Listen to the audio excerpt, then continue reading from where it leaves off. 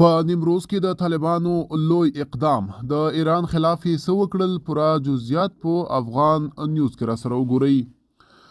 طالبانو په نیمروز کې په بهرنیو اسعارو د راکړې ورکړې مارکیټونه، دوکانونه او غرفې وتړلې.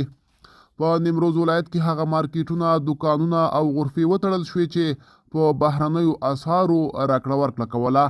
نیمروز له ایران او پاکستان سره ګډه اوږده پوله لري او د راپورونو له مخې ایراني تومان او پاکستاني روپۍ پکې کارول کېدې.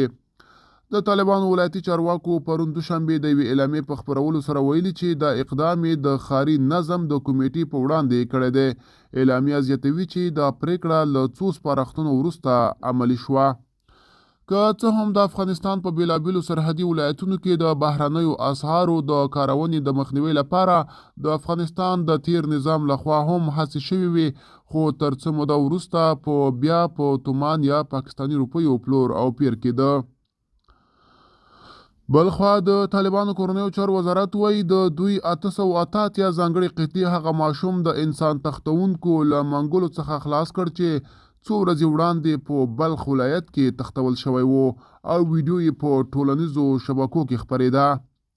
طالب ویان عبدالمتین قانی ویلي تښتونکو د ماشوم له کورنۍ څخه 3 لکه ډالر غوښتل، خو د عملیاتو پر مهال د هغوی 1 تن ووژل شو او 15 تنه نور ژوندي نیول شوي او د څېړنو لپاره قضایي ارګانونو ته سپارل شوي دي.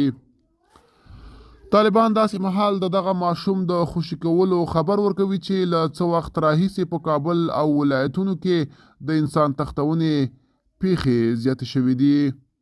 ملګرو، دا زموږ چمتو شوی ویډیو. که تاسو هم د ویډیو په اړه څه نظر لرئ په کومنټ کې ولیکئ. تر بیا ښه وخت، ښې چارې.